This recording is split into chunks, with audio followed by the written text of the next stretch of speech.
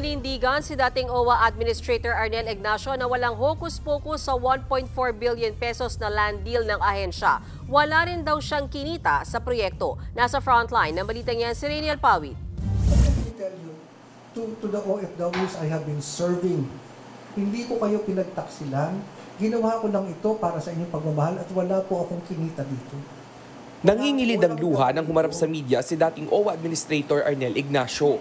Ito ang kanyang unang paglabas sa publiko matapos ang kontrobersyal na 1.4 billion peso land deal.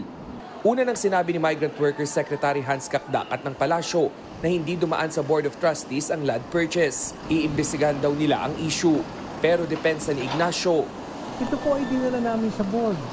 Dinala namin sa board bilang report ng OWA at binusisi ng ilang technical working group na binuo rin po ng aming chairman na si Chairman Secretary Hans Kakdak.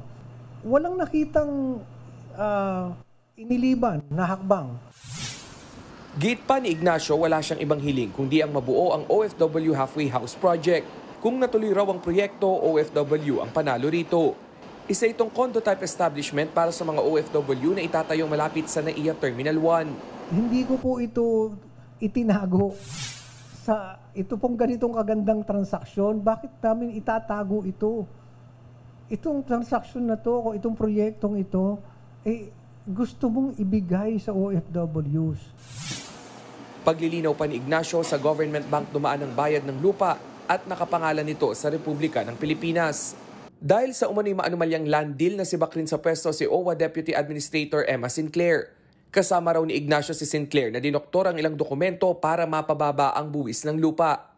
Bagay na pinasinungalingan ni Ignacio. Una nang sinabi ng Malacanang na dapat magsilbing babala ang nangyari kina Ignacio at Sinclair.